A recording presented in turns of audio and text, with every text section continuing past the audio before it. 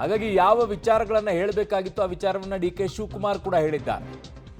ರಾಹುಲ್ ಗಾಂಧಿ ಅವರು ಏನು ಹೇಳಬೇಕಾಗಿತ್ತು ಅದನ್ನು ಕೂಡ ಹೇಳಿದ್ದಾರೆ. ರಾಹುಲ್ ಭೇಟಿಯಿಂದ ಈಗ ನೆಮ್ಮದಿಯ ನಿಟ್ಟುಸಿರನ್ನ ಡಿ ಕೆ ಶಿವಕುಮಾರ್ ಅವರು ಬಿಟ್ಟಿದ್ದಾರೆ. DCM D K Shivakumar don't worry ಅಂತ ರಾಹುಲ್ ಗಾಂಧಿ ಭರವಸೆಯನ್ನ ಕೊಟ್ಟಿದ್ದಾರಂತೆ. ಸೊ ಈ ಮಾತುಕತೆ ಈಗ ಡಿ ಕೆ ಶಿವಕುಮಾರ್ ಅವರಿಗೆ ಮತ್ತೊಂದಿಷ್ಟು ಉತ್ಸಾಹವನ್ನ ಕೊಟ್ಟಿದೆಯಾ ಇಲ್ವಾ ಅನ್ನುವಂಥದ್ದು ಅವರ ಬಾಡಿ ಲ್ಯಾಂಗ್ವೇಜ್ ಅಲ್ಲಿ ಗೊತ್ತಾಗತ್ತೆ. ಅವ್ರು ಹೇಗೆ ಯಾವ ರೀತಿ ಅನ್ನೋಂಥದ್ದು ಬಾಡಿ ಲ್ಯಾಂಗ್ವೇಜ್ ಅಲ್ಲೇ ಸ್ಪಷ್ಟವಾಗಿ ತಿಳ್ಕೊಳ್ಬಹುದು ಹತ್ತಿರದಿಂದ ಯಾರಾದರೂ ನೋಡಿದ್ರೆ. ಈ ಮಾತುಕತೆ ಈಗ ರಾಜ್ಯದಲ್ಲಿ ಯಾವ ರೀತಿಯಾಗಿ ಚಿಗುರು ಹೊಡೆಯುತ್ತೆ ಅನ್ನೋದನ್ನ ನೋಡಬೇಕು. ಜೊತೆಗೆ ಇದೇ ತಿಂಗಳಲ್ಲೇನೆ ದೆಹಲಿಗೆ ಕರೆಸಿಕೊಳ್ತಾರಾ ಅಥವಾ ಇಲ್ವಾ ಅನ್ನುವಂಥದ್ದನ್ನು ಕೂಡ ನೋಡಬೇಕಾಗಿದೆ. ಪಕ್ಕಕ್ಕೆ ಕರೆದು ಚರ್ಚೆ ಮಾಡಿದ್ದೇನು ನಿಮಗೆಲ್ಲ ಕಾಡುವಂಥದ್ದು ಅದೇ ಅಲ್ವಾ? ಯಾರಾದರೂ ಇದ್ರೆ ಅವರಿಬ್ಬರೇ ಚರ್ಚೆ ಮಾಡಿರೋದು. ಇಬ್ಬರ ಜೊತೆಗೆ ಪ್ರತ್ಯೇಕ ಮಾತುಕತೆ ಬಳಿಕ ಒಂದೇ ಸಂದೇಶ ಅಂತಿದ್ದಾರೆ.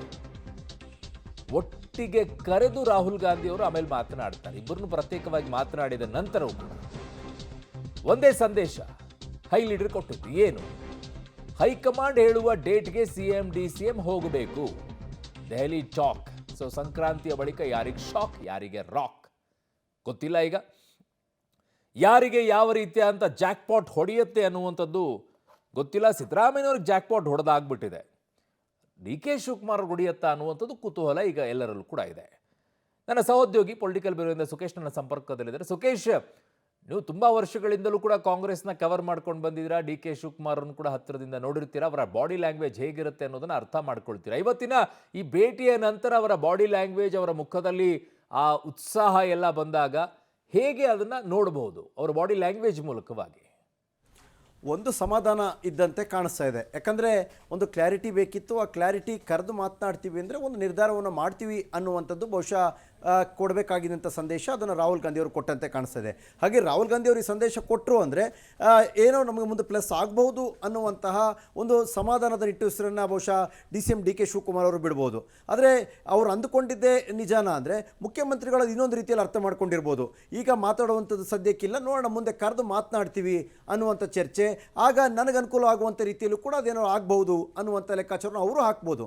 ಆದರೆ ಸಹಜವಾದ ಬಾಡಿ ಲ್ಯಾಂಗ್ವೇಜನ್ನು ನೋಡ್ತಾ ಇದ್ದಾಗ ಡಿ ಕೆ ಶಿವಕುಮಾರ್ ಒಂದು ರೀತಿ ನಿರಾಳರಾದಂತಿತ್ತು. ಅಂದರೆ ತಮಗೊಂದು ಬೇಕಿದ್ದಂಥ ಕ್ಲಾರಿಟಿ, ಒಂದು ಸಣ್ಣ ಸುಳಿವು ಸಿಕ್ಕದಂತೆ ಕಾಣಿಸ್ತು ಅನ್ನುವಂಥ ಸಮಾಧಾನ ಅವರು ಪಟ್ಕೊಂಡಿರ್ಬೋದು. ಹಾಗಾಗಿ ಇಬ್ಬರೂ ನಾಯಕರುಗಳಿಗೂ ಕೂಡ ರಾಹುಲ್ ಗಾಂಧಿ ಅವರ ಮಾತಲ್ಲಿ ತಮ್ಮದೇ ಆದ ದಾಟಿಯಲ್ಲಿ, ತಮ್ಮದೇ ಆದ ರೀತಿಯಲ್ಲಿ ಅಥವಾ ತಮ್ಮದೇ ಆದ ಯೋಚನೆಯ ಮಾದರಿಯಲ್ಲಿ ಒಂದು ಅರ್ಥ ಆಗಿರ್ಬೋದು. ಮುಂದೇನೋ ಒಂದು ಕರೆದು ಮಾತಾಡ್ತಾರೆ ಅನ್ನುವಂಥದ್ದು.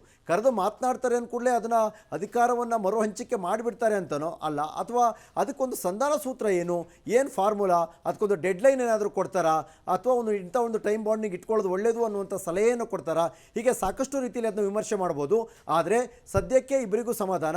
ಆದರೆ ಏನು ಇದುವರೆಗೂ ನನಗೊಂದು ಕ್ಲಾರಿಟಿಯನ್ನೇ ಕೊಟ್ಟಿಲ್ಲ ಅನ್ನುವಂಥ ನಿರೀಕ್ಷೆಯಲ್ಲಿ ಕಾಯ್ತಾ ಇದ್ದಂಥ ಡಿ ಕೆ ಶಿವಕುಮಾರ್ ಅವರಿಗೆ ಕೊಂಚ ಸಮಾಧಾನನ ಅನ್ನುವಂಥ ರೀತಿಯಲ್ಲಿತ್ತು ಅವರ ಬಾಡಿ ಲ್ಯಾಂಗ್ವೇಜ್ ನೋಡ್ತಾ ಇದ್ರೆ. ಹಾಗಾಗಿ ರಾಹುಲ್ ಗಾಂಧಿ ಅವರು ಇವತ್ತು ಆಡಿರುವಂಥ ಮಾತುಗಳು ಅಥವಾ ಅವರಿಬ್ಬರಿಗೆ ಕೊಟ್ಟಿರುವಂಥ ಸಲಹೆ ಮತ್ತು ಸೂಚನೆಗಳನ್ನ ನೋಡ್ತಾ ಇದ್ರೆ ಇದು ದೆಹಲಿ ಅಂಗಳದಲ್ಲಿ ಇನ್ನೂ ಸ್ವಲ್ಪ ಸಮಯವನ್ನು ತೆಗೆದುಕೊಂಡು ಆನಂತರ ಚರ್ಚೆಗೆ ಅಥವಾ ಇಬ್ಬರನ್ನು ಕರೆಸಿ ಮಾತನಾಡುವ ಹಂತಕ್ಕೆ ಹೋಗುವಂಥ ಸಾಧ್ಯತೆಗಳೇ ಹೆಚ್ಚು ಕಾಣಿಸ್ತಾ ಇದೆ. ಅರುಣ್, ಓಕೆ, ಹಾಗೆ ಸಂಪರ್ಕದಲ್ಲಿರಿ ಸುಖೇಶ್. ವಾಪಸ್ ಬರ್ತೀನಿ ನಿಮ್ಮ ಹತ್ರ.